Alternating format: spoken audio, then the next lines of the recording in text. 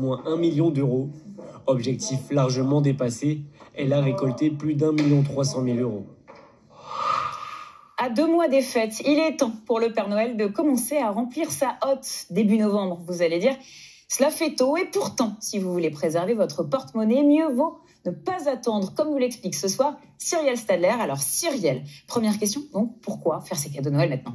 Eh bien déjà Florence, pour éviter la cohue en magasin et les ruptures de stock, mais surtout, vous l'avez dit, pour le prix anticipé, c'est économisé.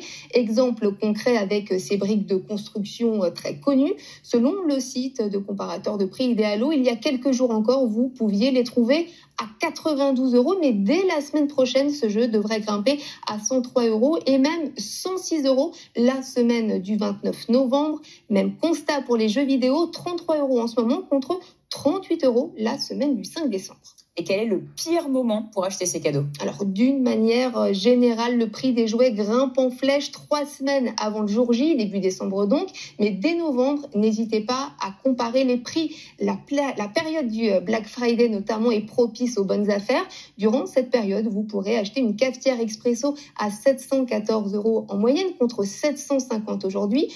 Promotion aussi sur les consoles de jeux, 330 € durant le Black Friday contre 385 aujourd'hui. Et quel est le cadeau qui a le plus augmenté par rapport à l'année dernière ? Eh bien, ce sont les consoles de jeux avec une hausse de prix de 44% en moyenne par rapport à l'année dernière. Cela s'explique notamment par la pénurie de composants. Les poupées également ont pris plus 14% en un an.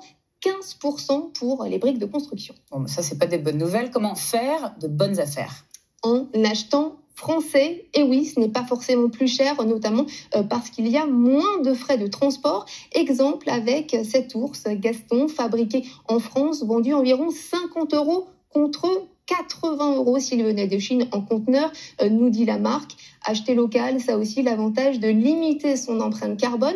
Sachez que les jeux parcourent en moyenne 4500 km avant d'arriver sous le sapin. Enfin, pensez seconde main, une habitude à prendre surtout quand on sait que les jouets sont utilisés en moyenne 8 mois par les enfants. Sur les sites spécialisés, vous pouvez trouver des jeux complètement neufs, encore emballés. D'ailleurs, 48% des parents d'enfants de moins de 14 ans pensent avoir recours au marché de l'occasion cette année.